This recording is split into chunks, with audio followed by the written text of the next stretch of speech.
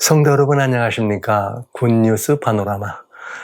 비고드 사역에서 여러분과 함께 예수님의 행적을 많이 닮아서 주님의 닮은 꼴로 이 땅을 살아가 보자고 하는 마음의 애씀이 있는 사람들끼리 모여서 앉아서 주의 말씀을 돌아보면서 예수님의 행적을 담는 복된 시간입니다. 저희는 지금 마태복음 10장에 나오는 제자들을 파송하는 예수님의 파송의 변, 제자들을 파송을 하기 위해서 내보내시기 전에 제자들에게 주셨던 그런 아름다운 권면의 말씀들을 돌아보고 있습니다.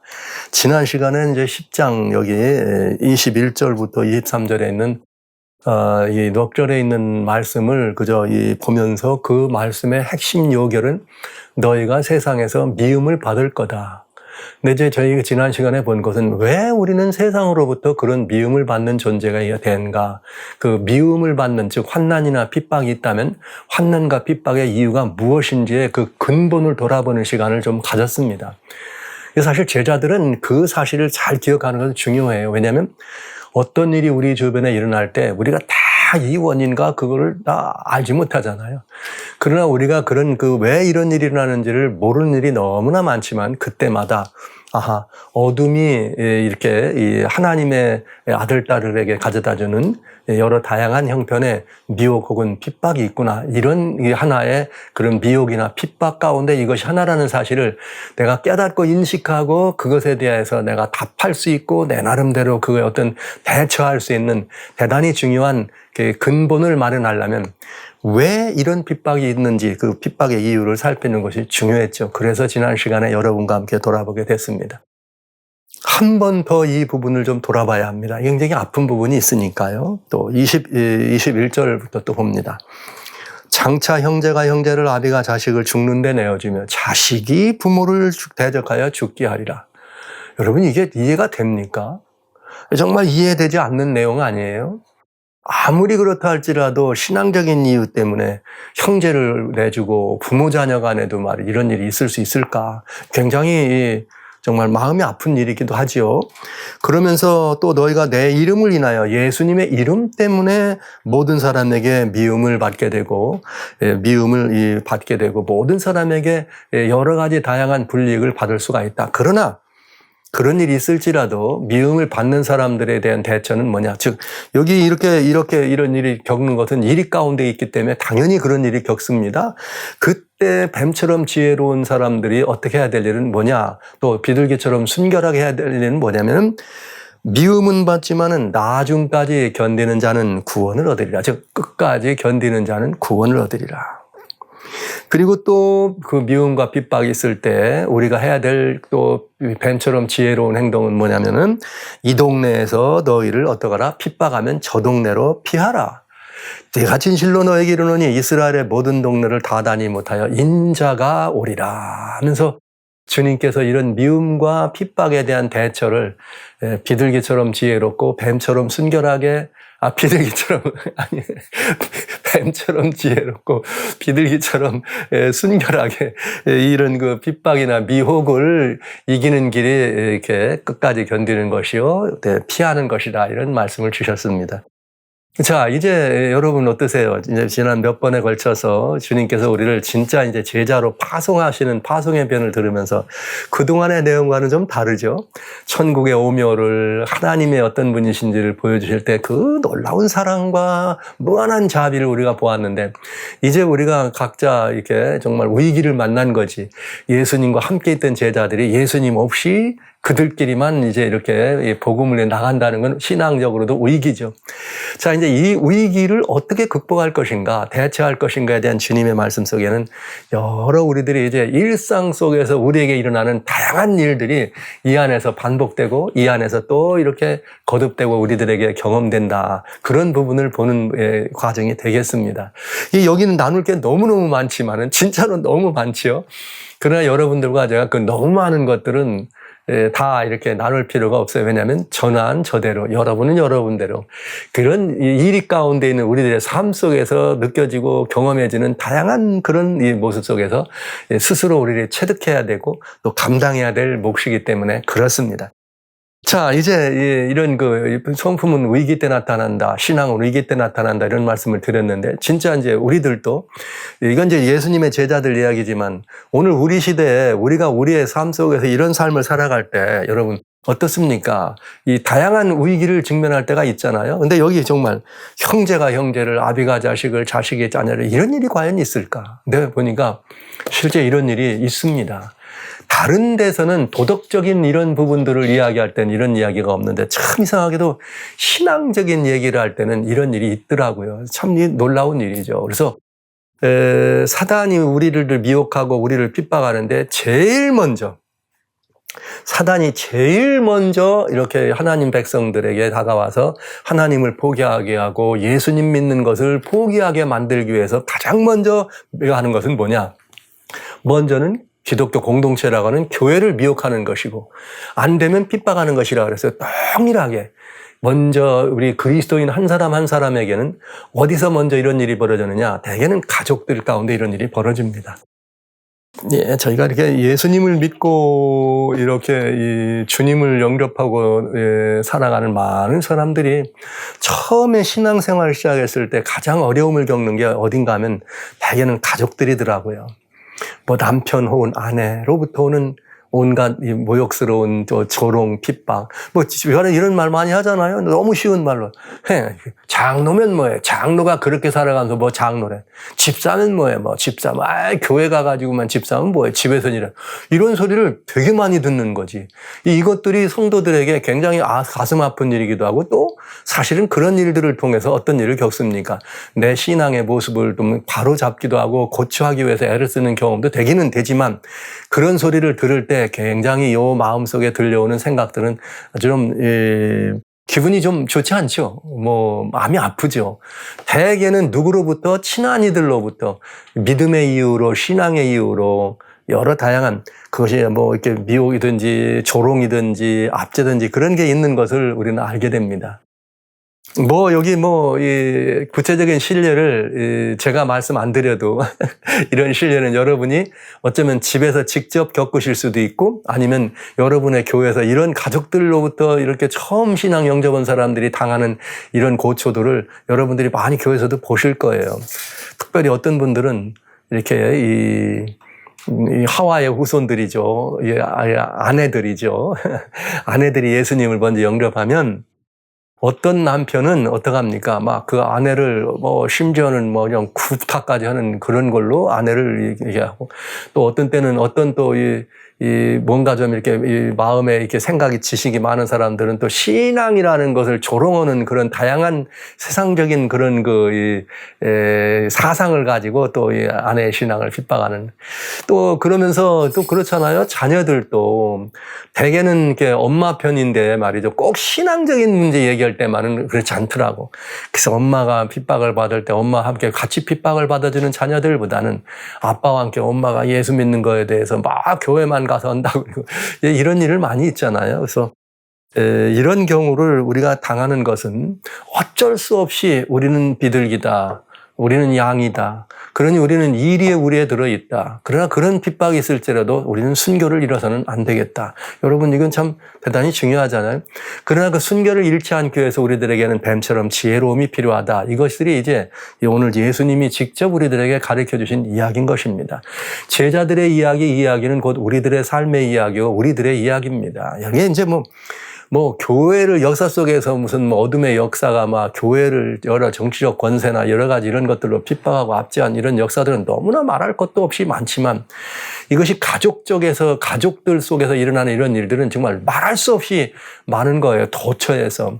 오늘날 이슬람 문화권에서는 어떤 일을 합니까? 자녀들이 예수님을 영접하면 실제 부모가 자녀들을 죽는데 내줍니다. 또 힌두교 거기서도 마찬가지로 자녀들이 예수님 믿었다고 팔다리를 이 신체 부분을 훼손하면서까지 불구를 만들면서까지 그렇게 그걸 당연시하는 이런, 그러니까 여러분, 지난 시간에 잠깐 말씀드렸습니다. 그건 어둠의 영이죠. 사단이나 그런 짓을 하지, 짐승이나 그런 짓 하지 않습니까? 그러나 여러분, 용도 짐승입니다. 그게 짐승에서부터 온 마음이기 때문에 짐승 같은 일을 하는 거죠. 그런 것들은 어쩔 수 없는 그런 선악의 싸움에서 우리들에게 주어진 정말 운명적 신탁이다, 이런 마음을 여러분이 가지실 수밖에 없다는 거죠. 깊이 이해하시고 개인에게도 적용하고 여러분들이 대면에 만나는 많은 사람들에게 그 사실을 이해하고 인정하고 또 그때 어떻게 해야 될지를 함께 아픔을 나누면서 그 시간을 통과하는 것은 대단히 중요한 일입니다. 신앙은 위기 때 늘어나니까요. 우리는 이제 이런 신앙을 얘기할 때, 신앙이 위기 때 늘어난다, 이 말을 성경적 다른 표현으로 얘기한다면 데살로니가 후서 1장에 보면은 그런 표현들이 잘 들어있죠. 1장 4절부터 바울 선생은 그런 말을 했습니다. 너희가 말이야 환난을 잘 참고 여러 가지 핍박이 있지만 그걸 잘 견디는 것들을 보면서 내 마음이 정말 너무 은혜가 된다, 이런 표현을 하면서 그런 성도들이 만나는 그런 다양한 환난이나 핍박은 하나님의 공의로운 심판의 표다, 그러면서 너희가 그것들을 잘 감당해서 이는 하나님 나라에 합당한 것을 하나님이 우리들에게 이렇게 보여주시기 위해서 네가 하나님 나라에 합당한 사람이란 사실을 알려주기 위해서 그런 환난과 핍박이 있다는 것을 이렇게 표현하고 있어요. 그러니까 그것들을 잘 이겨내면 그것이 하나님 나라에 합당한 사람이라는 것을 드러내는 일이 된다.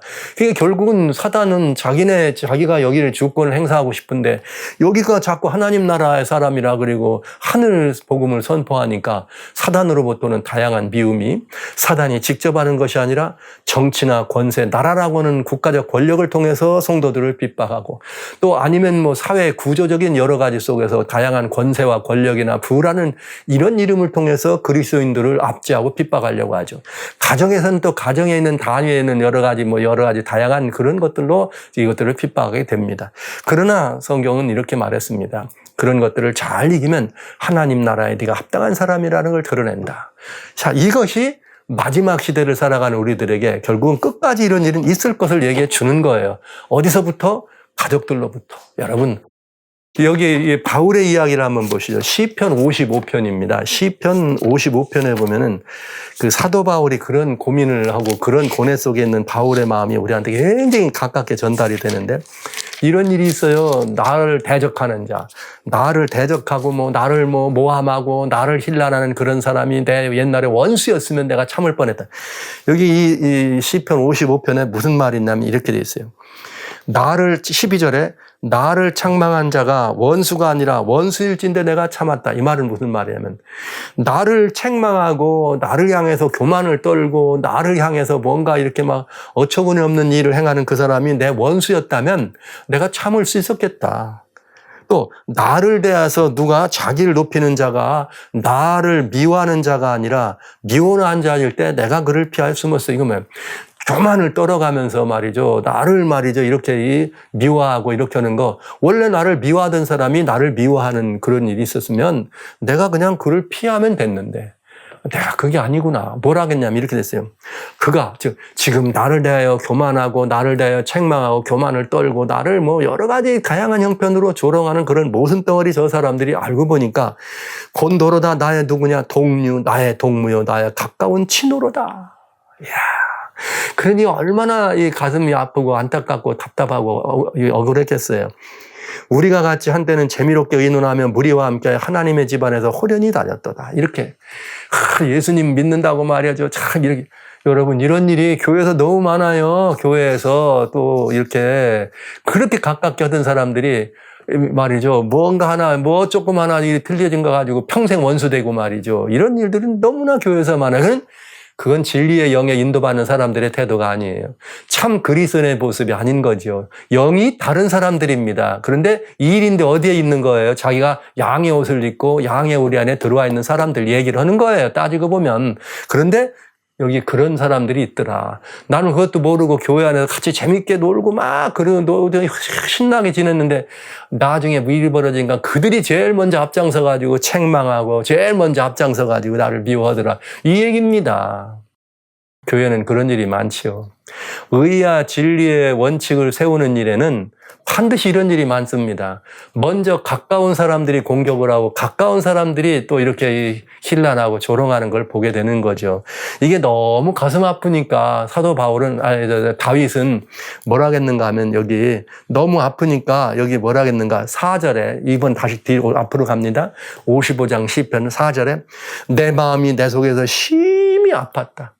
너무 아파가지고 정말 기가 막히니까 사망의 위험이 내게 미쳤다. 이런 거죠. 두려움과 떨림이 내게 이르고 황공함이 나를 덮었도다. 이게 뭐냐면 나를 향해 다가오는 그런 것들이 바울은 어떻습니까? 바울을 따르던 사람들 데리고 또 사울을 피낸다 할 때 저 어딥니까 시글락이라고 하는 곳에 가지고 그저 머무르 숨어 있는데 그 저쪽 다른 사람들이 아말락 사람들이 와가지고 그 바울이 전쟁하러 갔더니 그 사이에 남아있는 가족들하고 다 갔더니 가족들이 너 따라왔더니 우리 식구들 다 죽게 생겼다고 난리치고 그래가지고 바울이 말이죠 맞아 죽을 뻔했잖아요. 그래서 바울이 그 사람들 진정식을 쫓아가다 그 가족들 다 찾아오잖아요. 근데 그런 일들을 다윗이 지금 뭐 하는 거예요? 경험하고 얘기하는 거예요. 참 내가 마음이 아프고 심히 아프더라. 이게 가까운 사람들, 가족들 모두가 다 나를 버릴 때 그래도 내 곁에 있어야 될 사람들이 있잖아요. 그건 가족들 아닙니까?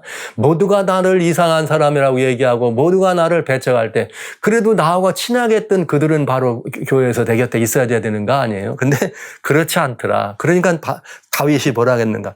제가 자꾸 바울과 다윗을 이렇게 혼돈하네요. 너무나 존경하는 분들이기 때문에 그럴 수 있습니다.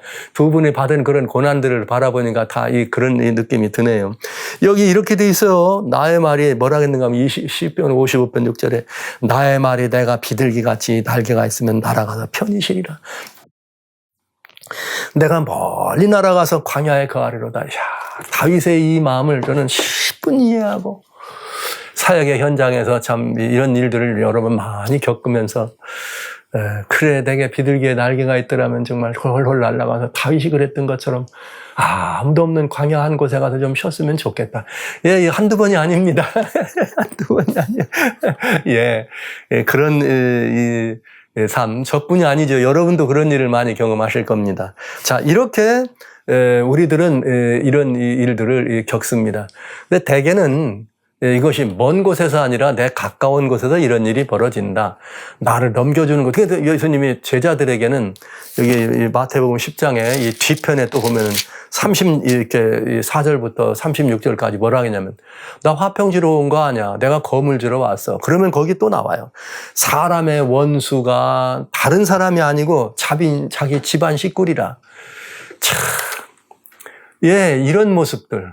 아니 소위 공산주의라고 하는 신앙을 가지고 있는 사람들도 어떡합니까? 홍위병들 자기 부모들 곳에서 대나무 창으로 죽창으로 막 죽이는 일에 앞장서고 심지어 어떤 그야말로 짐승 같은 짐승이죠. 그거는 자기 어머니 아버지를 칼로 찌르는 그런 일들이 있었잖아요.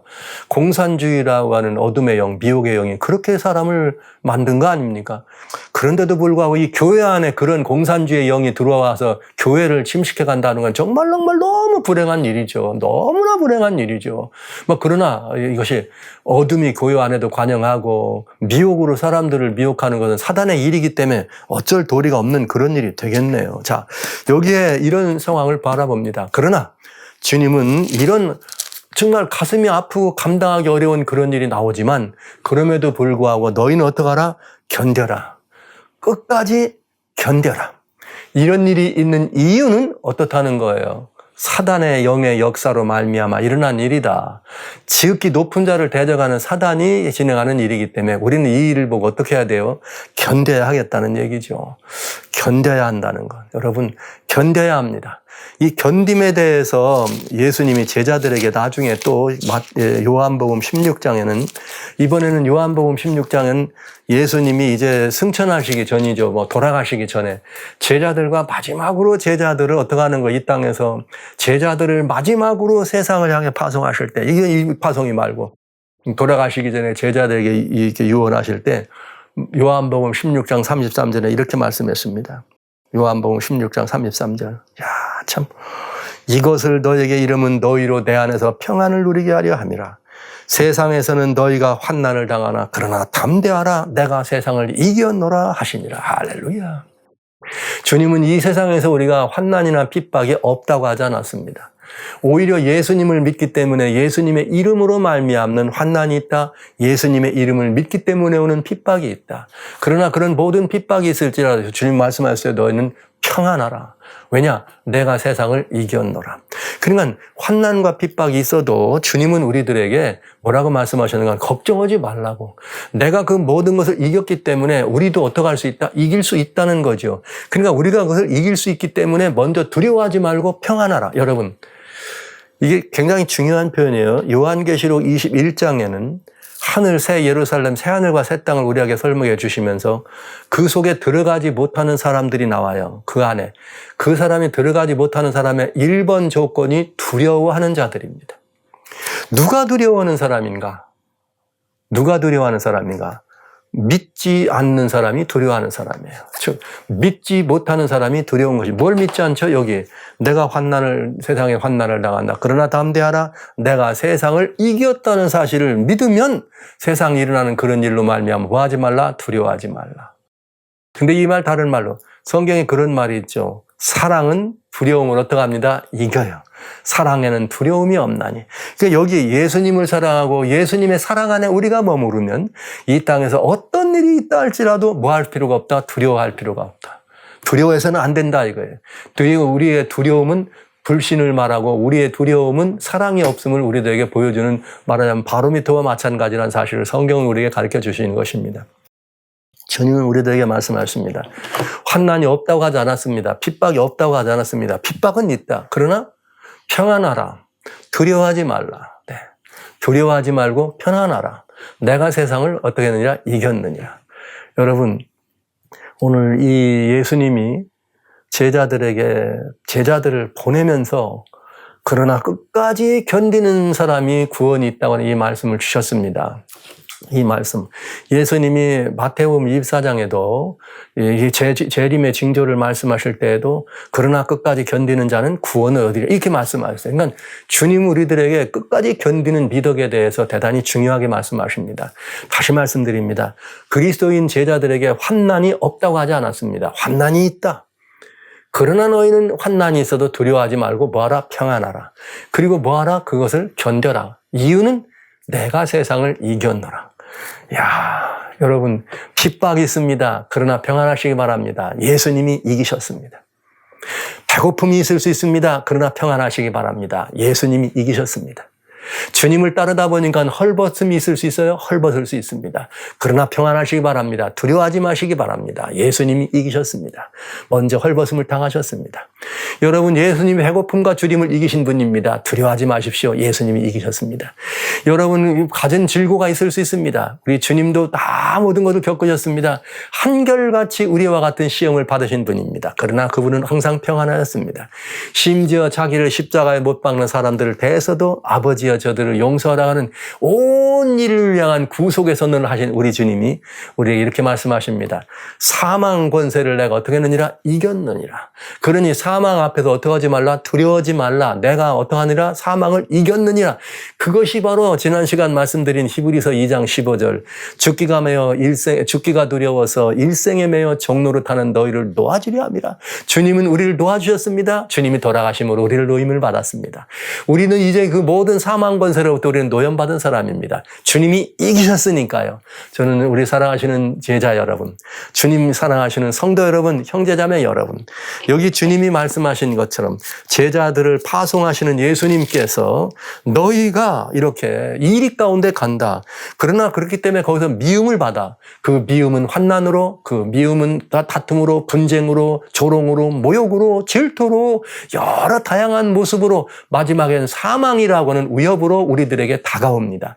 그러나 성경은 이렇게 말합니다. 그러나 나중까지 즉 끝까지 견디는 자는 구원을 받으리라. 우리는 견딜 수 있습니다? 아닙니다. 오히려 평안해야 합니다. 그리고 어떻게 해야 됩니다? 우리는 주님께서 세상을 이겼으니 우리도 이길 수 있다는 사실을 기억해 주시기 바랍니다. 핍박 핍박을 대하는 그리스도인의 태도는 견디는 것입니다. 가장 잘 견디는 비결은 어떤 것이 온다 할지라도 두려워하지 않는 것입니다. 평안을 누리는 것이죠. 그래서 핍박이 오라, 환난이 오라, 어둠의 권세 오라, 사단이 오라, 이게 압제에 오라, 나는 두려워하지 않노라. 그 다윗이 우리들에게 보여준 것처럼 내가 여호와를 의지하고 적군의 담을 넘었습니다. 내가 여호와를 의지하고 적군의 진을 두려워하지 않았습니다. 내 마음은 산이 흔들릴지라도 바다가 요동할지라도 요동치 않습니다. 왜냐하면 나는 하나님께서 내 우편에 계심을 믿기 때문입니다. 우리는 어떡합니까? 신약의 우리들은 예수님께서 이 모든 것을 이기셨기 때문에 나는 두려워하지 않습니다. 우리는 견뎌야 합니다. 환난을 대한 그리스도인의 태도는 끝까지 견디는 것입니다. 그리고 한 가지 더 있네요. 요거까지 잠깐 보시죠. 이 동네에서 너희를 핍박하거든 저 동네로 피하라 주님 말씀하셨네요. 그러니까 이 핍박이나 환난이 오면은 그야말로 그냥 믿음에 출정한 뭐처럼 그냥 걱정하지만 나는 핍박 오면 그냥 순교할 것 이런 말씀하지 마시고요. 그런 거짓말 같은 그런 말씀하지 말고 예수님 하신 말씀대로 핍박하면 이 동네에서 핍박하면 저 동네로 어떡하라 피하라고. 이게 주님이 가르친 가르침입니다. 왜냐하면 주님은 인생의 연약함을 너무나 잘 아십니다. 우리는 우리의 인생이 사망의 권세 앞에 우리는 완전히 예수님이 이기셨지만 우리는 그 앞에 너무나 사단이 우리를 미혹으로 핍박할 때 어떡합니까? 두려워서 예수님을 포기할 걸 아셨거든요. 그렇기 때문에 주님은 핍박하면 피하라고 하신 것이에요. 예수님은 여기 요한복음 8장 59절에 무슨 일이 벌어져요? 여기 예수님이 사람들에게 말이죠. 너희 아버지가 마귀다 이런 일을 하고 네가 아브라함의 후손이면 아브라함의 일을 하라고 말이야. 진리가 너희를 자유케. 그랬더니 돌로 예수님을 치려고 그랬어요. 그랬더니 뭐라고 하셨는가? 예수님은 그 자리에서 어떻게 조용히 숨어서 예수님을 치려고 하니까 예수님이 숨어서 성전에서 나가셨습니다. 예수님도 피하셨습니다.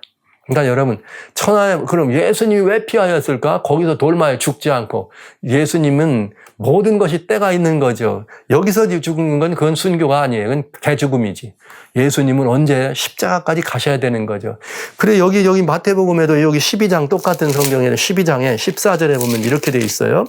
12장 14절에 바리새인들이 나가서 어떻게 하여 예수를 죽일고 의논하거든 예수께서 아시고 거기를 떠나가시더라. 이렇게.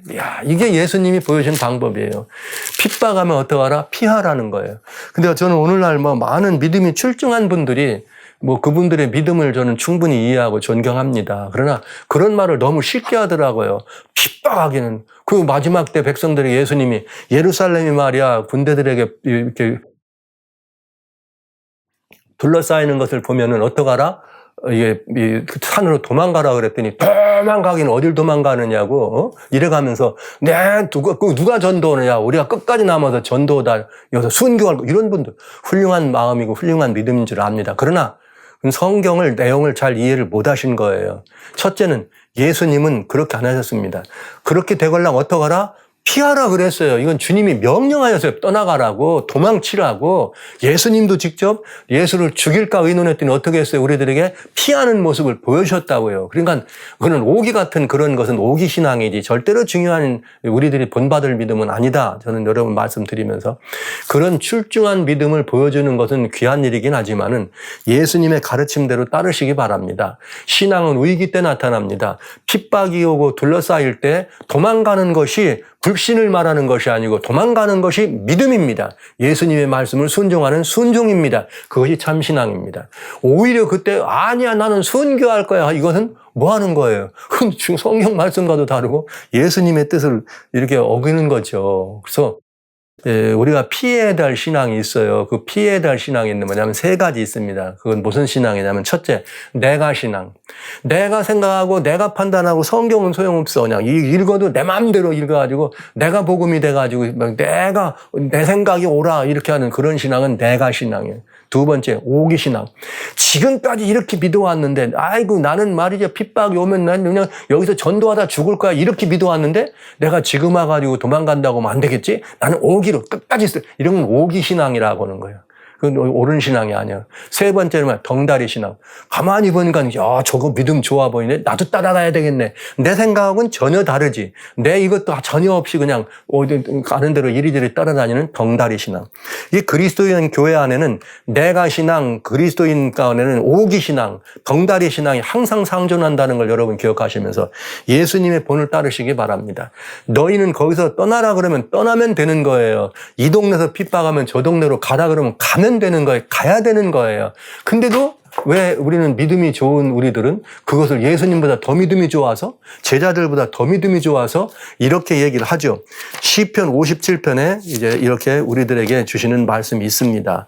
이런 부분들에 대해서 제가 조금 여기에 이렇게 지금 톤이 올라가네요. 그 이유는 교회 안에 그런 분들이 대접받고 믿음이 좋은 것처럼 교회 안에서는 그런 분들이 뭘 받기 때문에 존중받는 모습을 보기 때문에 걱정이 되니까 자꾸 이제 걱정되는 말씀을 드리는 거예요. 그건 믿음이 아니고요. 오기 신앙이고 내가 신앙이고 또 그걸 그냥 따라가 좋다고 따라하는 건 덩다리 신앙이라. 예수님은 그렇게 안 하셨습니다. 시편 57편에 주님 뭐라 하겠는가? 1절에 이렇게 했어요. 하나님이여 나를 긍휼히 여기소서. 나를 긍휼히 여기소서. 내 영혼이 주께로 피하되 주의 날개 그늘 아래서 이 재앙이 지나기까지 피하리. 다윗이 뭐라 그래요? 주님의 날개 아래 피한. 그래서 사울이 죽이려고 할 때 다윗이 계속 도망친 거예요. 광야로 이렇게 굴로 이리저리 다니고 피나 심지어 이웃 나라까지 가가지고 미친 사람 흉내내면서까지 어떡합니까? 갔습니다. 다윗이 믿음이 없어서 그런 거 아니에요. 그가 뭐예요? 믿음대로. 그가 그 사울 임금을 말이죠. 어떻게 할 수 있어요? 얼마든지 사울을 해야 할 수 있었죠. 그러나 하나님 일꾼에게 그렇게 하면 안 된다는 하나님의 말씀대로 순종하면서 그 손을 차라리 피해서 주님께로 피하는 그런 모습을 보여주는. 그래서 지금 때는 마지막 때입니다. 제가 염려를 합니다. 마지막 시대를 바라보는 그리스도인들로서 우리는 땅끝까지 이 복음을 전파하는데 주님이 왜 마지막 때는 피하라겠는가? 그때는 언제냐면 이미 땅끝까지 복음이 전파됐으니까 이제는 내가 올 시간이 됐어. 더 이상 너희들은 복음을 전해도 된다 안 된다. 안 되고 듣지도 않고 돌아오지도 않을 거다. 나머지는 누구 책임이다? 내 책임이니까 너희는 어떡하라? 잠시 재앙이 비날 때까지 어떡하라? 피하여 숨어 있어라. 이 말인 것입니다. 그러니까 혹시라도 내 믿음이 출중해서 끝까지 관원들 앞에서 내 믿음을 지키다가 순교할 수 있습니다. 그런 순교하고 주님이 보셔주신 것처럼 나를 죽이려 하고는 내가 조용히 그 자리를 피하여 도망갔다. 이 말은 절대로 불신이 아니라는 것. 재앙이 오기 전에 짐승과 짐승의 표가 강요되고 그럴 때 성경은 뭐라 그랬어요? 하나님께서 이렇게 그런 일을 주실 때 우리 너희는 이때 뭐하라? 산으로 피하라. 그러면 피해야 된다 이 말이에요. 나는 도시에서 끝까지 전도하다 죽을 거라고 순교할까지 하는 그 말은 훌륭한 믿음의 고백 같지만 성경의 말씀하고는 다르다. 그러니 여러분 꼭 이 말씀 명심 또 명심해 주시기 바랍니다. 마치 믿음이 좋은 것 같고 뭔가를 할 수 있는 것 같지만 그것은 여기 성경이 말하는 훌륭한 믿음과 훌륭한 본이 아닙니다. 그런 모습 때문에 덩다리 신앙하는 사람들도 같이 죽게 될 수 있습니다. 그러니까 성경대로 해주시기 바랍니다. 제자들은 예수님의 말씀대로 선생의 말씀을 들어야 합니다. 이 동네에서 너희를 핍박하던 저 동네로 피하라. 그렇습니다. 환난은 반드시 있습니다. 환난은 없다고 말하지 않았습니다. 환난이 오면 우리는 끝까지 견뎌야 합니다. 그러나 또 환난을 견디는 비결은 무엇인가? 그 핍박이 왔을 때 어떻게 하는 거기를 조용히 피하는 것이다. 그래서 이것이 주님께서 우리들에게 뱀처럼 지혜롭고 비둘기처럼 순결한 생애가 무엇인가를 보여주시고 예수님 오시기 전까지 일어날 이런 일들, 이스라엘의 장막에서 일어날 그런 일들인 것을 우리가 기억하면서 주님께서 우리에게 주신 가르침과 권면에 따라서 여러분 모두가 다 정말 아름답고 복된 이렇게 뱀처럼 지혜롭고 비둘기처럼 순전한 하나님의 어린 양으로, 하나님의 어린 양으로 주님의 이 양우리를 잘 지키시고 이 양우리 안에서 그 빛을 황금으로 입히고 그 날개를 은으로 입힌 비둘기가 푸른 하늘을 마음껏 나르는 것처럼 시편 89편 13절의 말씀처럼 하나님의 양우리 안에서 아름다운 이 감사와 만족과 은혜를 누리고 또 누리시는 여러분 되었으면 참 좋겠습니다. 주님 말씀대로 비둘기처럼 지혜롭고 순결한 양으로 살아주시기를 주의 이름으로 축원합니다.